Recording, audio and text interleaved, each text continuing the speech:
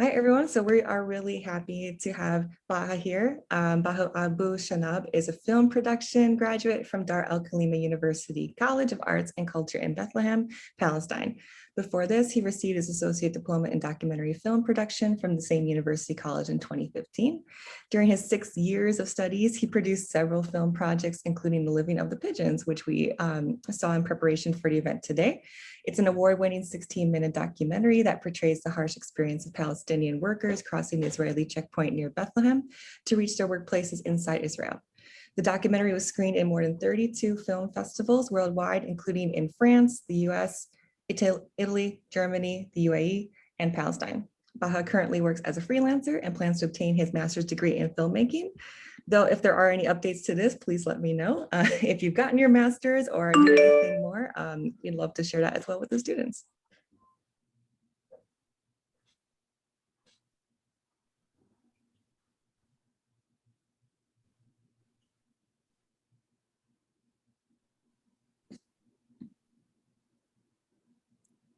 I'm sorry, I think the internet is unstable. No problem. You unfroze for our end. Cool, and I think I'm back now. Well, perfect, thank you. Feel free to take it away. Well, thank you, Carrie, for this introduction, and thank you for the opportunity to be with you today and talk about my experience as a student and my experience in this particular film. Prior to I would like just to talk with you like we're having a coffee together and talking. Let's have it easy and talk, if that's possible. Well, before this, I actually wanted to study in Canada. I was interested in photography, taking pictures. That's what my young Baha wanted.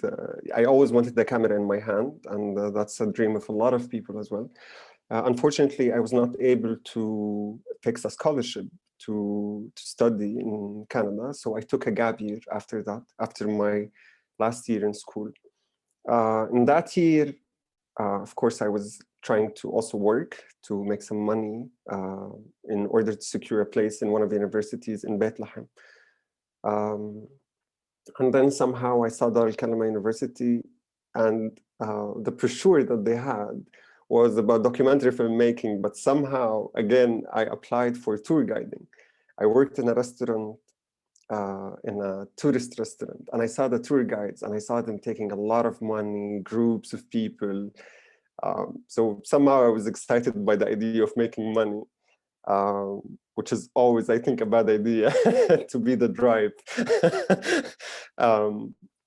So I did that for a semester. I actually started tour guiding. And also Palestine has a lot of historical site and a lot of history in the background. So it can be a good career. But again, during my first semester, I spent most of my time with the film students, the documentary film students. At that time, Dar al Khalima didn't have its bachelor degree in filmmaking in general. They got it in 2015 because it was the first art and culture university in Palestine. So it grew up slowly. So I changed my major and started documentary filmmaking, and I did this film in late 2014, and I handed it over as my graduation project in 2015. To just tell you about how I got the idea of making this film. So once I was applying for a visa to go to the USA, my sister used to live in DC. And she sent me this paper of inviting me and my sisters to go and visit her in the DC. So here, the situation is, I am considered a West Banker. West Banker means that I hold the Palestinian Authority ID, which we call in the slang language the green ID, because it has the color green. And Palestinians who are resident of Jerusalem and also inside Israel, they have the Israeli ID, which is the blue ID. So because of where I live, I have to apply for a visa, but inside Jerusalem, and that means that I need a permit to enter, and that also that can happen if I have legal documents that prove that I have somebody that lives in the US and that already I applied and paid my fees and everything is okay. So I got the permit to enter for 12 hours, to enter Jerusalem, 12 hours to apply for my visa, and that's it. But of course, I was very happy to get the permit. So I did my visa interview, and then I decided to go with my brother to the sea. So we went to the sea. I spent the whole day there. It's a place that you miss here because you cannot see. You cannot really go to the sea as a Palestinian holding the Green ID, of course, because of all the Israeli restrictions to the Palestinians. At the same night, I returned to checkpoint 300, which is the Bethlehem checkpoint between, it's in the north of Bethlehem, it's between Jerusalem and Bethlehem, and it's the checkpoint that allows workers from the south, the whole West Bank, to enter to go work in Jerusalem, even further, but most of them work in Jerusalem. On that night, I went back very late, and I saw this picture that you all saw in the film, which is these masses of laborers and workers trying to cross that checkpoint. And of course, I was already doing my degree, and I started learning about how we look at pictures and what we see in front of us, and how do we deal with the scenes that we see in our normal life. And this is every filmmaker's way. If you see social situations, you see human interactions, and then you build inside your mind and what you want to do in the future. So that picture never left me, and I decided to go back to it and just to see again what happens there at night. Because actually nobody sees what they do. Of course, there's some news reports that happen, but again, it's news. There's no human approach to the story. It's all informative, informational footage. Nobody is really coming near these workers and see what they endure. Only at this stage, we're not even talking about further stages after they cross, how they are dealt inside, and many other issues to go through. Though that there's other Palestinian films at the end of this lecture, I will provide that they tackle the subject of workers inside. There's also a very good Israeli film that I will mention. So I talked to my supervisor. I told him, I have this idea, can I go? And he said, listen, the way every documentary filmmaker should do is that you go and study the subject, but in a way that you don't have a paper and a pencil, you don't have your camera, and you go there as a person that wants to meet people. And that's actually what I did. For the first week of my research, I used to sleep very early, wake up at 12 a.m. and go to the checkpoint. Get some shai, which is a tea, get some falafel from the people who are preparing their goods to sell to the workers. Like thousands of workers will start arriving at 2, 3 a.m.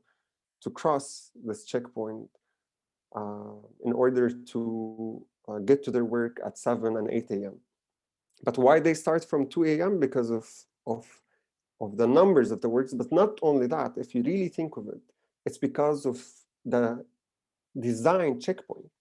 If it was designed in a way that they want these workers to come in with no hardship whatsoever, they would do that. And that's actually what they're working on now, is like they're doing these magnetic cards that you just slide and enter.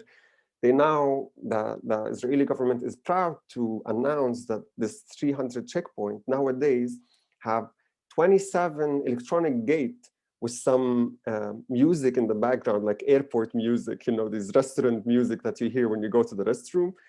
It's ordered to normalize this checkpoint. And that's what really is scary about it. So again, I did that for a week. I told the people there, especially Abu Said, Abed, the coffee guy, is actually his son. But I don't mention that in the film. And a couple of other people that they were a bit afraid of the camera. And you start noticing who can really talk in front of the camera and who not. And that's technical issues within the documentary filmmaking.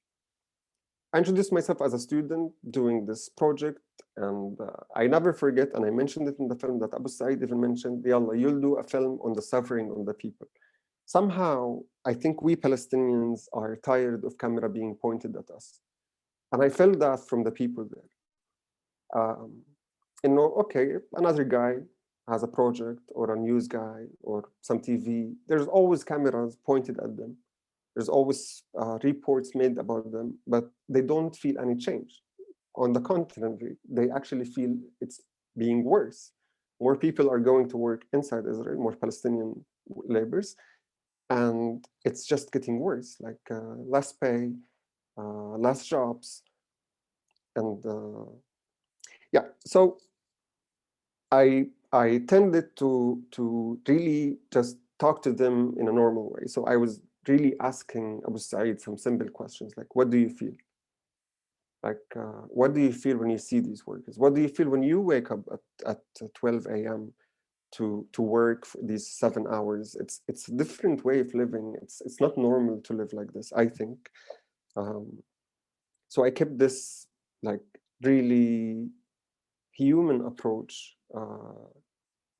aside to the film, and that's how I continued. I started grabbing my camera and locating sections of the checkpoint, at least sections that I can get to, because after the first gate, this gate you see, I cannot really cross inside more. I watched the footage with my supervisor more and more and more, and we saw where can I shoot more.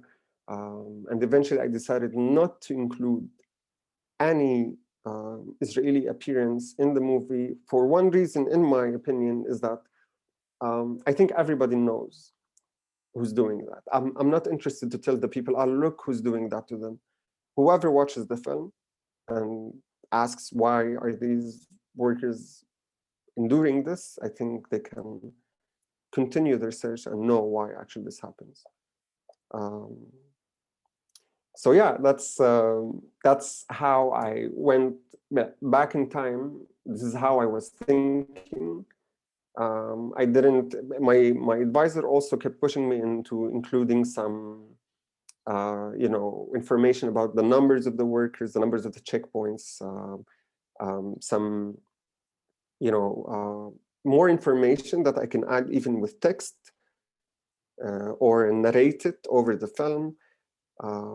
But again, I was still like I had this feeling that was so stuck inside me that no, I don't want to make, and I think I got that from the workers themselves and Abu Said especially, that I don't want to do something similar. I just want to show how these people go through this.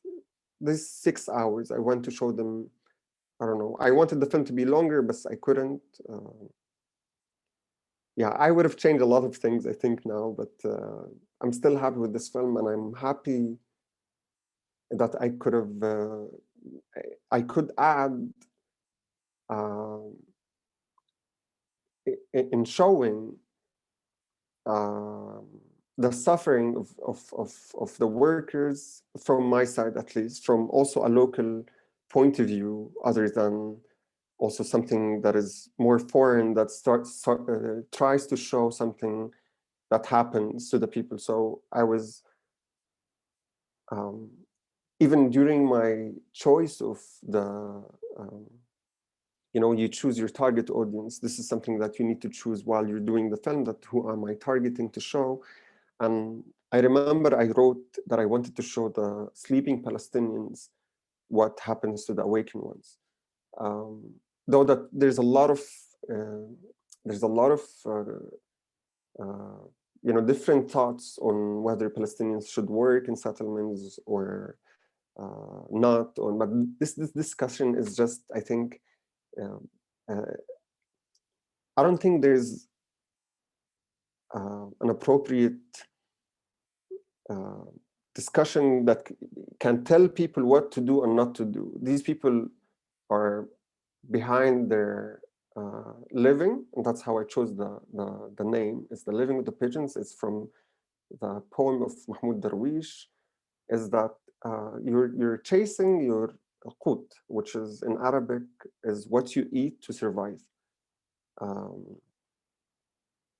And so I believe that each colonial body that colonized other people is that they use the workforce of these people in order to build their state. And that's what happens to the Palestinians, like happened to many other cases that happened back in history, and they're still happening now.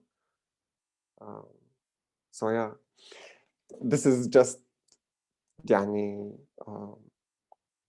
this is how I was thinking back then. And then I was surprised from the receiving of the film. Everybody, everywhere started, in different countries, يعني, started to link the same situation that they saw in this 16-minute documentary. Some people from America said about the Mexico-USA border that it's somehow there's similarities going there. Spain-Morocco situation, even though that these are different countries that are recognized, we're talking about, you know, the Israeli-Palestinian conflict, which is way different in its privacy, or I don't know what to call it. Because West Jerusalem is recognized in the international law as a part of the Palestinian state as well. So it's not right. And there's some international law violations here, and that nobody really talks about because, you know, it's Israel. Yeah. So this recognition from other people, I think, part of it came because also the film was tackling the humanity of these people other than just the political side. So that's, people started feeling again, okay, yeah, actually I can relate to the feeling of these people because other people are they have the same issue. So I was very happy when festivals starting, you know, writing me. They wanted to screen it everywhere. My university was very happy. And that's how I started even believing more actually in myself. I started thinking, you know what, actually it seems like I can feel what other people feel, and maybe I can portray that. Maybe I can somehow try my best to mirror what I see as a suffering. And but in documentary, that's also another discussion, is that I'm also putting my point of view in it, and I don't mind. This is definitely my point of view of what I see. This is my camera. I pointed it. I chose the lens. I chose the sizes of the shots that you saw. And that's what made your feelings move. So again, it's totally driven from how I feel to the subject. And I think I'm actually in love with this way of making films. And not long time ago, I decided to continue my master's degree in the UK in Goldsmiths University. So I got accepted, and I'm leaving this September to do my documentary studies in Goldsmiths in London. So yeah, thank you, Carrie, for the clap. So yeah, it took me a while after I graduated. Again, sorry, I didn't mention that after 2015, the university got the recognition to give bachelor degree programs in filmmaking genre. So I also took another 3 years in filmmaking. I graduated 2018. And yeah, I've been working on a couple of projects here and there, but nothing that I have produced until this moment. Please, if you want to ask some questions, if you want me to tell you anything that I haven't told, I would love to answer your question.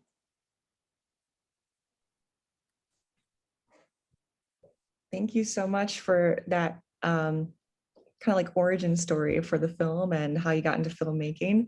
Congrats on starting university in the fall.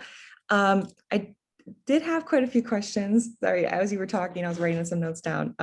So first of all, when you finished your film, how did the film festivals kind of know about the film? Like when you were working with your supervisor at your university, did they reach out to outside people to show the film, or how did it get known? So that part is that after you finish the editing of the film and you lock it, خلاص, you think that this is the version, you start, first we did, my advisor, Saad Andoni, was the head of the department back then. He decided to screen it in Palestine. So he's like, we're gonna tour it in the universities of Palestine. And we did that with other 5 films of other students that we started touring it. So it starts to getting known inside the country itself. And then people start hearing about it, and especially Palestine linked festivals. So there's some festivals that are in cities around the world that are like Palestine Film Festival, like the Paris Palestine Film Festival, Houston, Toronto Palestine Film Festival, the DC Art and Film Palestine Festival. So these kind of festivals that you start with because they are related to the subject that you are going from. And then bigger festivals try to hear about it because everything is linked.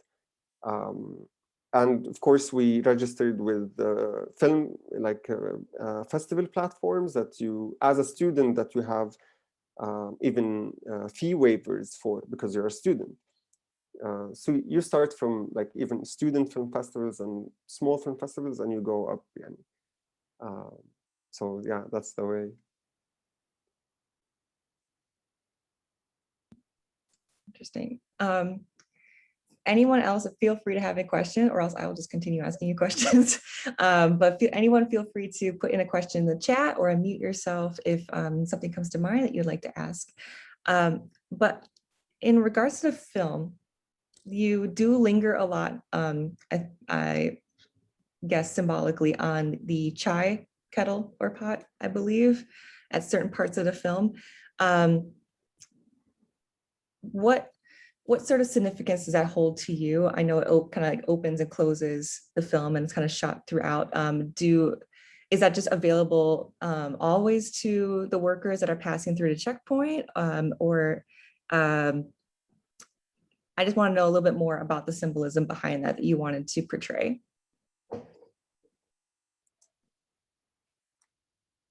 Well, yeah, yes, thank you for this question, Carrie. Like, I don't usually get this question, though that I did it on purpose, that I focused on that pot, but nobody actually really notices. It's a coffee pot. It's a very well-known pot that people, sellers use it here because the container is inside and the fire is around it. So you keep putting wooden chops like this inside it and it burns around it and the coffee keeps boiling. It's an Arabic coffee, or since I think it's Turkish coffee to be more correct, since Arabic coffee is a bit different. Oh, we started that yeah, no, I think it's Turkish coffee. It's Turkish coffee, but people drink it here a lot. If you notice in the film that he starts preparing the coffee pot, knowing that a lot of workers are gonna drink from it. This makes you feel that, usually when do we drink our coffee? Like I'm a guy who likes to take my coffee from a cafe, but like I take it in the most beautiful way. I go to the cafe, I order it, I wait, they like my name, and then I can take an iced coffee, or I can take a normal coffee, or I can get like a cappuccino.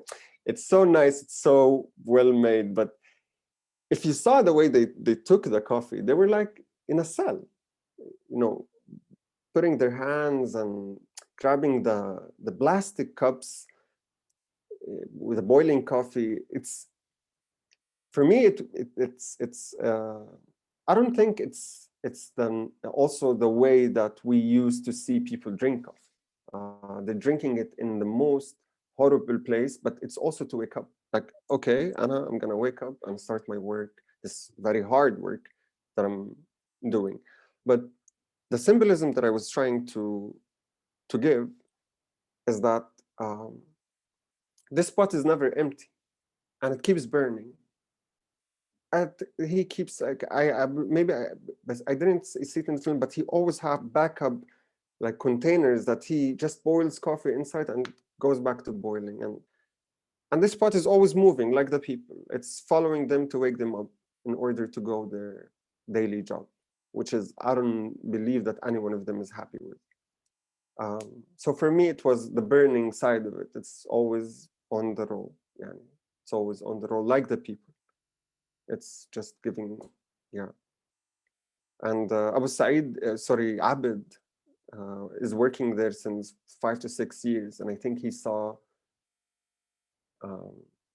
many situations. He even mentioned sometimes that people got suffocated there with yani, from, and they were moved to hospital, and yani, some things are pretty messy. I think that happened there from the numbers of the workers and the tight place that they are in.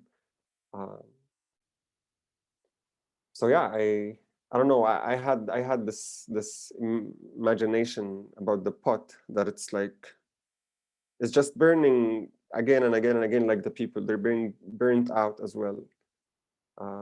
But I mean, there's always in films that you try to symbolize something, but it works or it doesn't work. It's okay. Yeah. No, thanks for explaining that, because I think I had an idea that was going in that way, but wasn't confirmed. Kind of symbolizing that it just keeps going, and this is just like a never-ending cycle. And what he was talking about, just that this is just every day is the same. It's the same rigor, kind of waking up, sleep, eating, and like the coffee pot just kind of just never ends. So yeah, thanks for talking about that a little bit more. And with that, I also kind of want to ask, in the film you mentioned a little, or someone talks about I can't remember who exactly, but someone talks about just the people that go through the checkpoint each day, and mentioned women, but we don't see women too much in the film. So they're kind of like the unseen in there. Is that more that women don't typically are in that worker role, having to go through that checkpoint, or are they mostly at home, or is it just something that during that time of day, it's mostly men?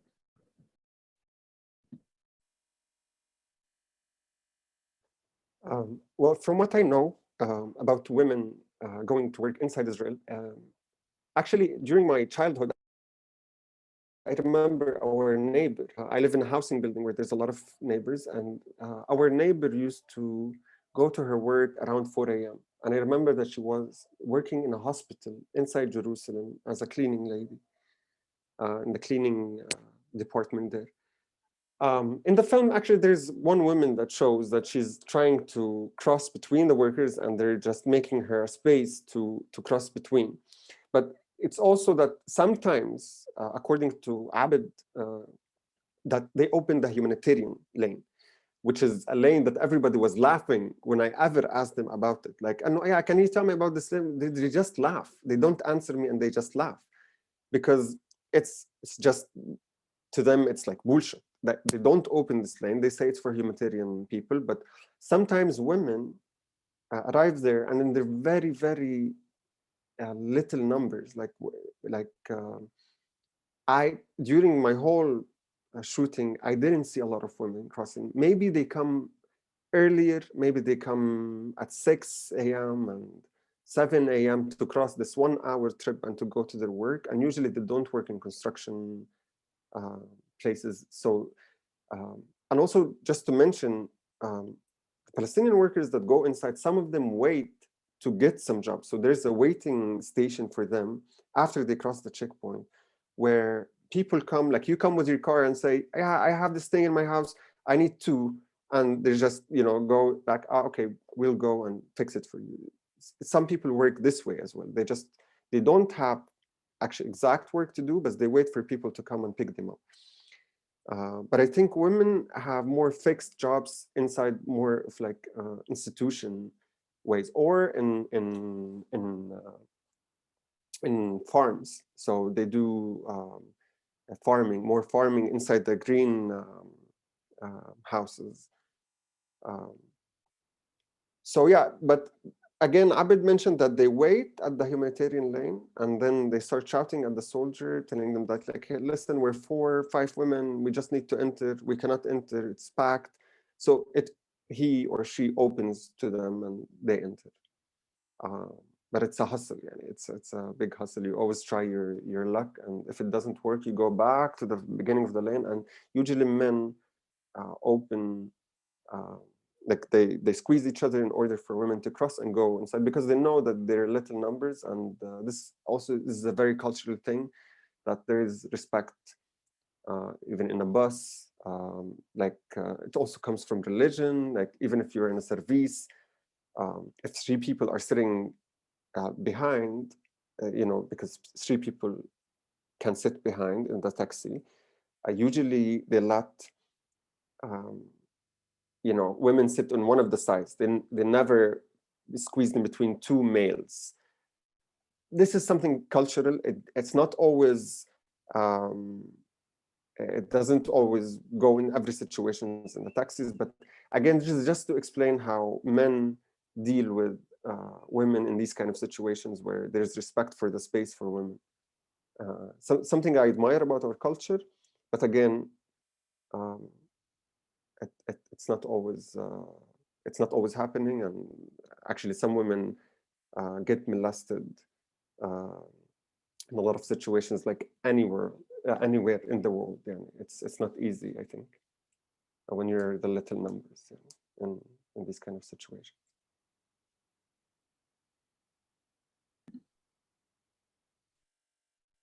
Have you had thoughts about perhaps revisiting the setting of the film, kind of like, what is it, like 6 years later now? Like I know you mentioned that the Israeli government, improving the checkpoint with the electronic cards and things like that, but just kind of like a time lapse and revisiting the film and kind of doing a what's it like now?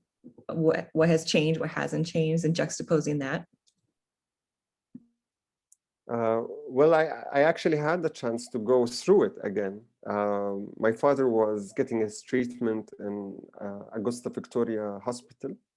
This is March 2021. And yeah, I think in the morning, it has still the same numbers of workers, but somehow it's going faster because, again, of all the designated lanes that they improved. But Kerry, it's the same. Nothing changes. And this is something that the Israeli occupation cares about keeping. Yeah. It's the way you control these people, and you just I don't know, this suffocating that they're doing to the people is not something that the Israeli government want to change, because this is the way you maintain the status quo. I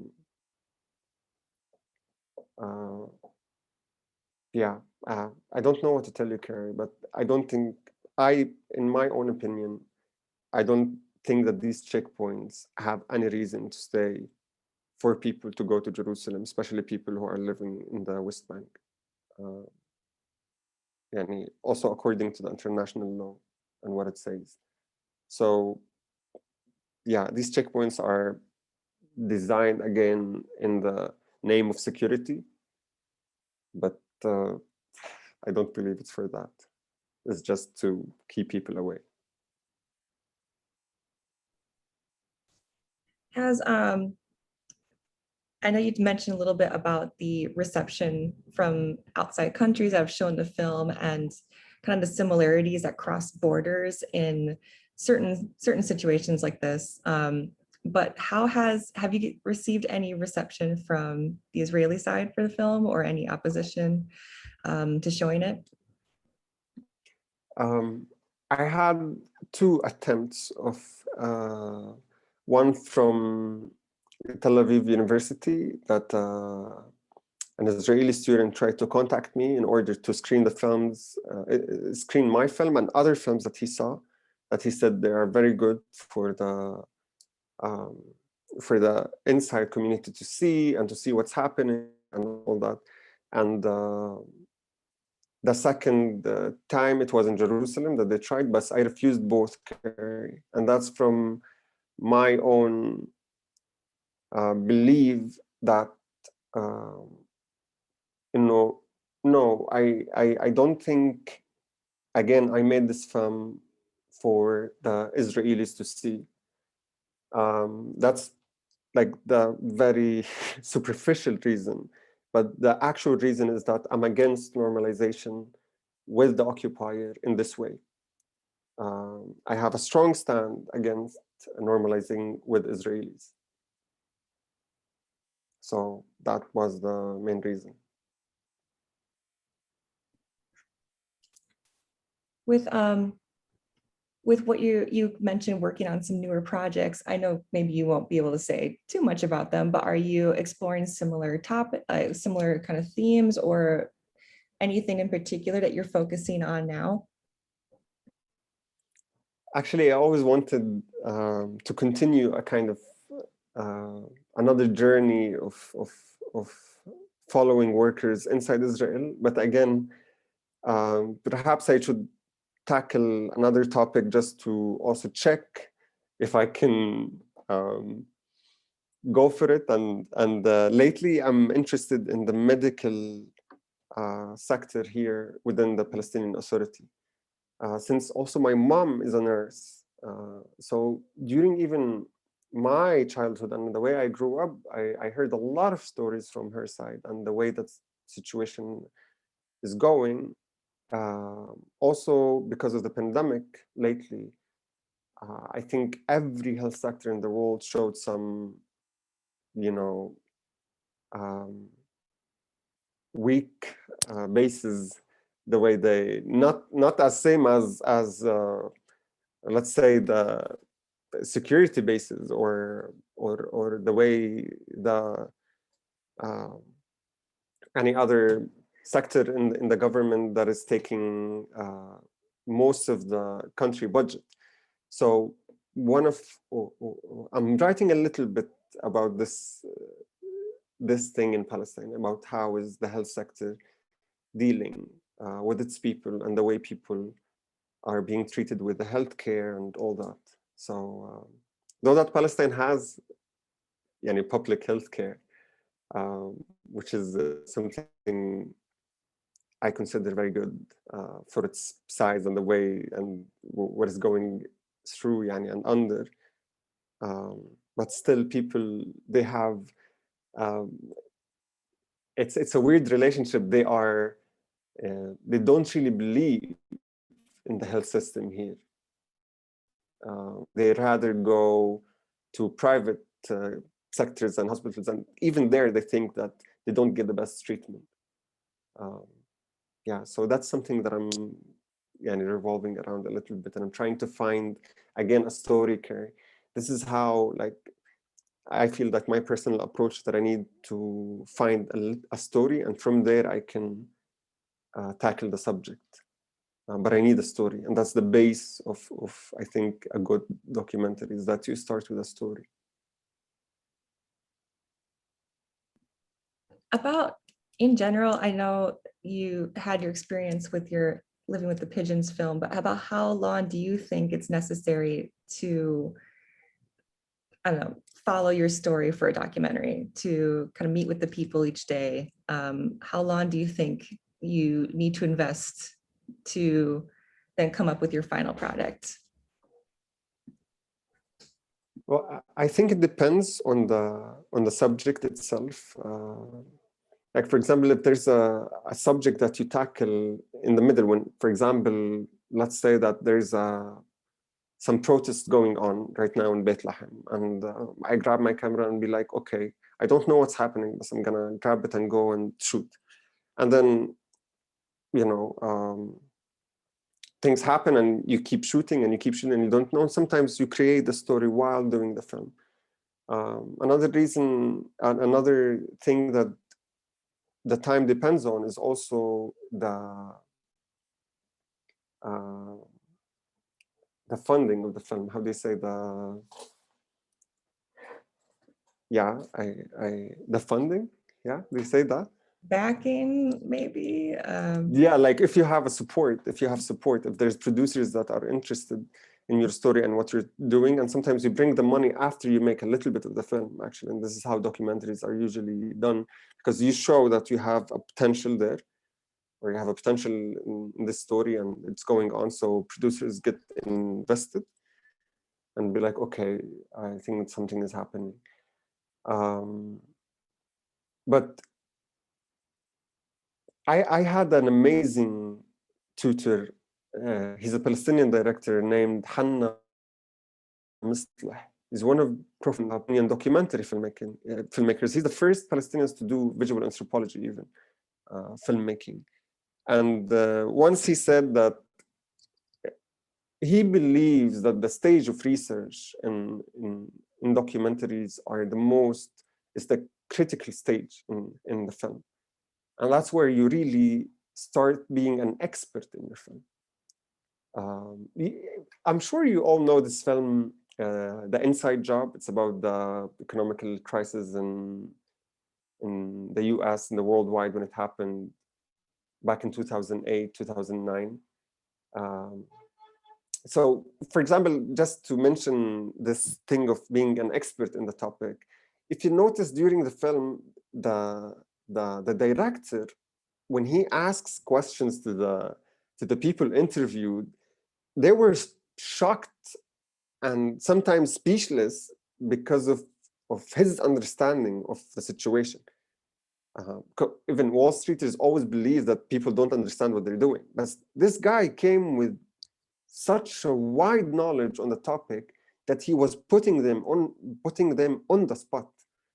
And this is how the film got its recognition. Yeah, he made them speechless. And that's how I think the film got its PowerPoint. Like, yeah, we saw the characters, I mean, the people who interviewed, we saw them, yeah, they cannot answer because he put them on the spot, because he knows. I don't think that he would have done that without being so well taught about the topic that he's tackling.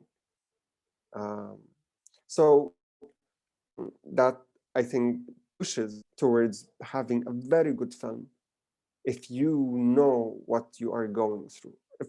I guarantee you, Carrie, that anyone can make documentaries if you have a very good story.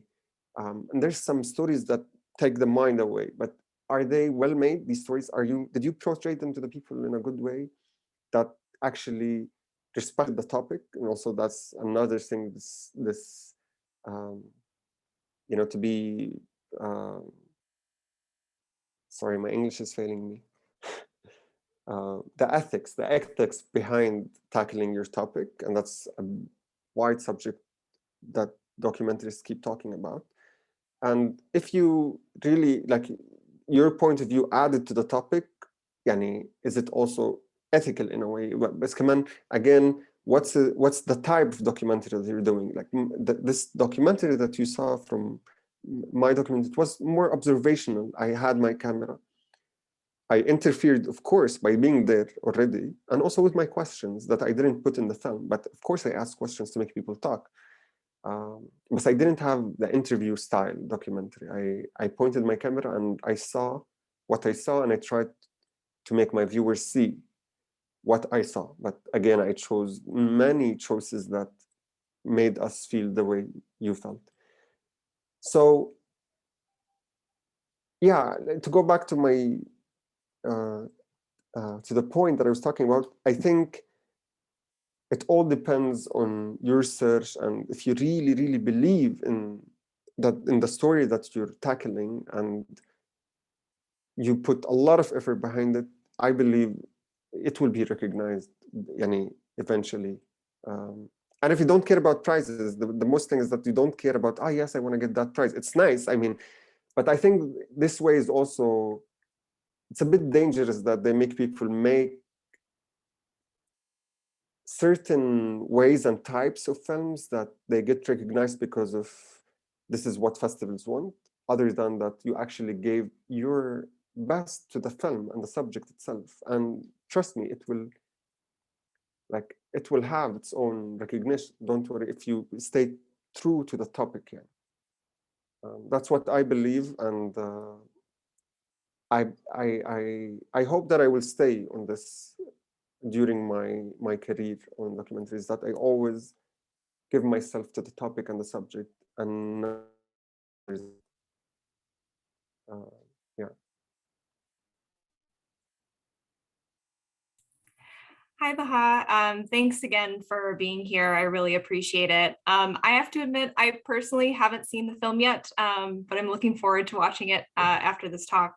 But something that I really wanted to hear from you is just a little bit more about your editing process. Especially I think with documentary filmmaking, you can have a vision, but so much of that comes from what footage turns out. So I'd love to hear kind of your vision going into the editing process. And maybe was there something that you witnessed that couldn't end up making it into the film? I know you're talking about wanting to make it longer if you could. So I'd love to hear a little bit more about that. Of course. Thank you, Lindsay, for your question. Thank you for also being here to hear. Actually, one of my favorite stations in making a film is the post-production stage, which is the editing. I actually also specialized in editing in my last year in university. And like you said, within documentary filmmaking, actually editing plays a big role. It's a bit different than fiction, because fiction, you have your scenario, you have your production, and then you somehow, but since the beginning, you know how you want the film to become. And then if you have a very good editor, sometimes they change in your first image that what you wanted. I remember a story from my editing teacher, also Saad Andoni. He was the editing teacher. He mentioned a story about, we call him, like we mentioned, the godfather of the Palestinian cinema, Elias Liman. His last film is It Must Be Heaven. This is his last film. He took the Critic Award in Cannes Film Festival. So he also had documentary from before, and he had fiction films. Once he had a French editor. He went inside the room. That's his story, told to my teacher telling me that. And he said, yes, I want that and that and that and that. And she's a female editor. Because they say, just saying, that female editors are better than male editors. I don't know why they say that, but yeah, I think it's a good thing. So she told him, okay, we'll try that. He stayed, according to him, he stayed on her head. Like, no, I want that. No, put that. And then she got so mad. And she told him, like, listen, Elia, please, I need you to leave me and give me a week, and you come back later. And I'll show you something that I want to do. That's something that's actually good. They always advise us when we used to be in university that you should put a third eye. The editor was not on the set. The editor does not know a lot how you wanted and what you wanted in your mind. You tell her or you tell him when you sit on the table of the editing. And there, actually, the editor shows you some things that you missed, because again, she or he they were not in the film itself. So you miss some things that you don't see, and they tell you about it. And when they make the structure, the first structure they make from their own vision, from what they got, you got them the footage. You get surprised the way they understood the footage, especially in documentary, since of course you try to have a structure when you want it, but again, it depends. For example, in documentary, if you have an interview and it reveals something new to you, that's something that was not calculated before. So it's added, and then it gives you to another point of search and leads you to another line and to another line. So how do you follow that in the editing also process? And this is how you show the film in the end. So to continue my story, he went back after a week, Elia, and he was amazed from what he saw. And he said, you know what, I'm going to leave you another week. and then I come back and we continue editing. And she's one of the profound editors in France.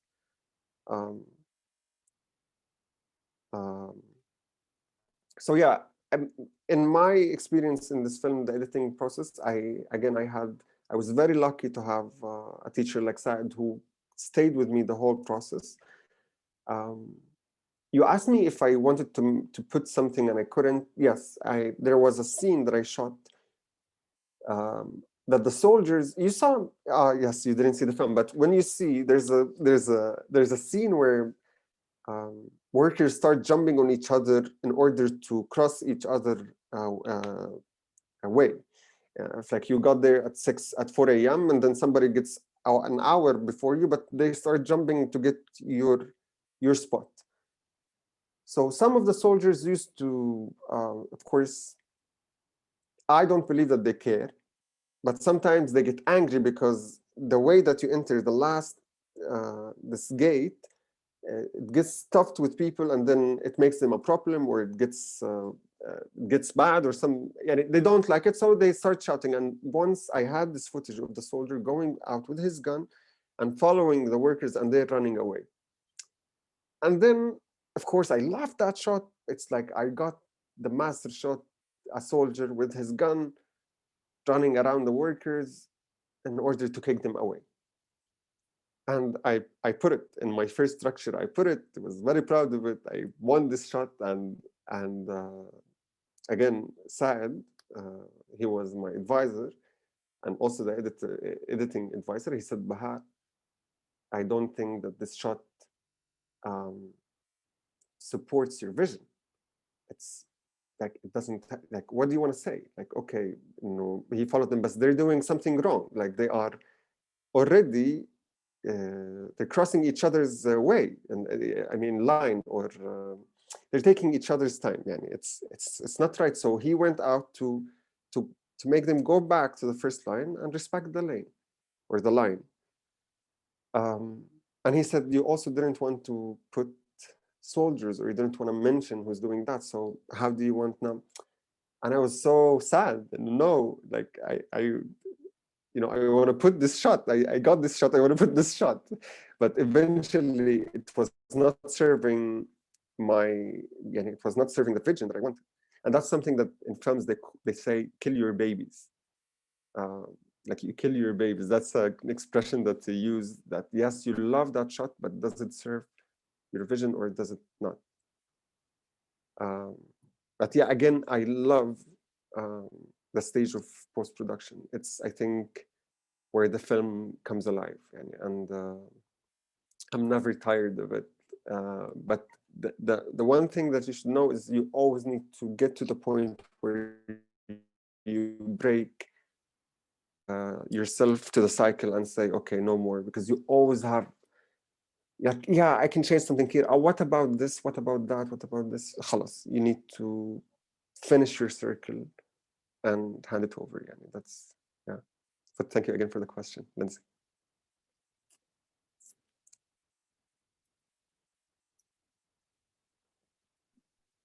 All right, did anyone else have any other questions?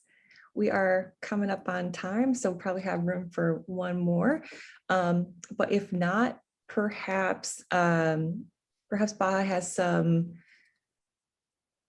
resources for Palestinian films or filmmakers, or things that maybe we could share with the students if they're more interested in learning about films to check out, or certain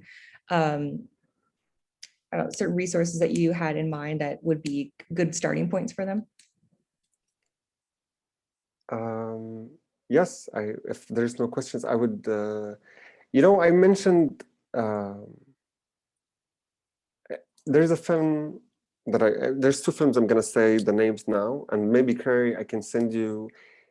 There's a guy named Ali Hijazi. He made during the last protest that happened in Jerusalem because of Sheikh Jarrah and many other cities. He made this, it's actually a Facebook post, but he tried to collect every Palestinian film, documentary especially, that were made about Palestine, and other actually foreign films that were made about Palestine. So Carrie, I will share the post with you, and maybe you can share it with the people registered in this meeting, if that's possible. But the first film, it's a film called The Infiltrators. I don't know how to pronounce that word, to be honest. But it's for a director called Khalid Jarrar. He's a Palestinian artist, actually, and he makes some videos, and he made that film, Khalid Jarrar. You can definitely see it on his website. And another film is an Israeli film that tackled the topic of the workers. These are two films that tackle the topics of the workers. It's for an Israeli director called 9-Star Hotel. And he follows a group of workers that he saw inside Israel and the way that they live their life. I think it's a very good film to check on the same topic. So yeah, I cannot remember the name of the director, of course, but I remember the name because it's actually a good name, 9-Star Hotel. Perfect. Yeah.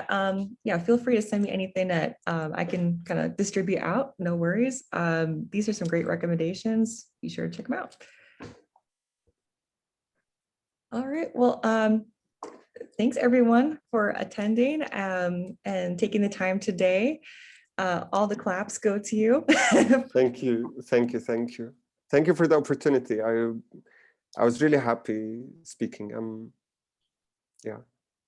Oh, it was great. It was great to pick your brain so much about the filmmaking process, as well as kind of your inspiration and themes of the film, and looking forward to any new work that you have coming. We'd love to have you again in the future. So definitely I'll be following up as well. And we'll be able to share with the students anything that you'd like to share in terms of recommendations for films, or anything that you're working on, or anything that you think that might be good, especially if we have any aspiring filmmakers in our group as well. Which I hope so. I hope. Lindsay, your question about post-production tells me that you have a side there. In undergrad, I studied film, and I love documentary film. So I love hearing about stuff like this. That's great. That's great. Thank you so much. You're very welcome. Thank you. Thanks everybody for coming. Have a great rest of your weekend. I know the time difference is a little bit different for have a great rest of the night before next week starts. Thank you. Yeah, and so thanks again, and we'll be in touch, and I will follow up with the resources provided. Thanks again. Have a great day. You too. Goodbye. Goodbye.